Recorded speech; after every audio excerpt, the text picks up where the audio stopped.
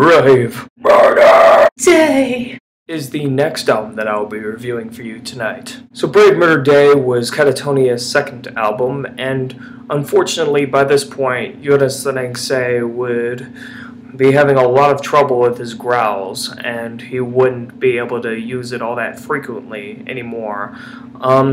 He has used it recently in projects such as Arion, but nothing too substantial that could take up an entire album or two. So before, he was already on Dance of December Souls, of course, doing his growls, along with the 2 EPs Sandwiching It, and of course the side project with October Tide.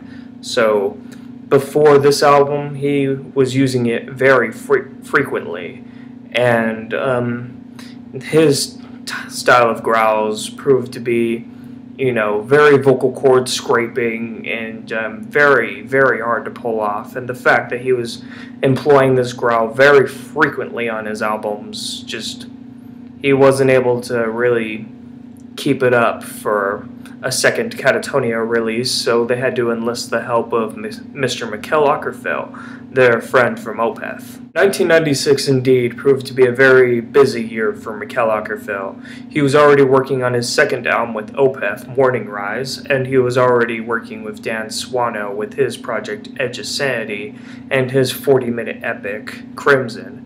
And the fact that he was also enlisted to help out the band with Brave Murder Day just shows how busy this man was, just even before his band Opeth broke through with Blackwater Park. So even before then,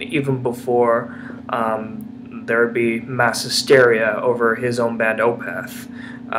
5 years prior to that, he was already working hard, working for the common good. On this album, there actually is a very noticeable and distinct shift away from the sound of Dance of December Souls. Like I said, that album completely stood on its own because this album here goes into a much more stripped down direction, so to speak. While Dance of December Souls featured very orchestral keyboards and gothic, pseudo progressive song structures, this album actually just strips it all down to just bare bones. It takes away the more romanticized elements from the previous album, and it just gives you plain, bare misery just laying right before you. It doesn't try to flower it up or anything like that. It's like, no, this is the dead truth. The song structures on here are very simplistic and repetitive in nature as opposed to the previous album. On this album, the drum patterns, they aren't too complex or anything like that. It's mostly just especially on songs like Murder, Brave, and Rain Room, you get a very simplistic, repetitive, straightforward sounding drum beat. And I guess one of the only cons I have about this album is just the sound of the drums. Most Katatonia albums, I think the drums sound great, but I don't know. On this one, I sort of have some gripes about the drums. They complement the sound of the album, the very stripped down nature of the content presented here. I like that it is able to suit it. It complements it, although to these ears, personally, it's just a nitpick. I don't really like the sound of the drums on here, but I guess I've definitely grown up to them a bit, but at first I didn't like them too much. But, again, that's just a nitpick. Just because the drums sound a little clicky for my taste doesn't mean that the musical content itself is subpar by any means, because this truly is excellent. The performance here is very tight and very focused.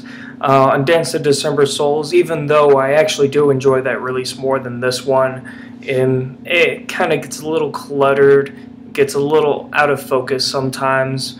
Even though I do like the previous album better, there are a few noticeable, performance flaws here and there.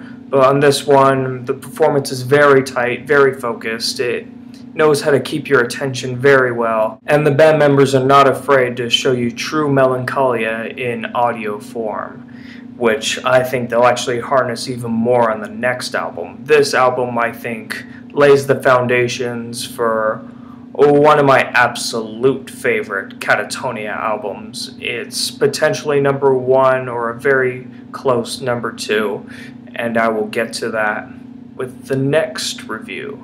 So, overall, this is truly an excellent release. It deserves much of the praise it gets, and yeah, it's a classic. So, that's all I have to say, and yeah, have a good night, and stay tuned for Discouraged Ones.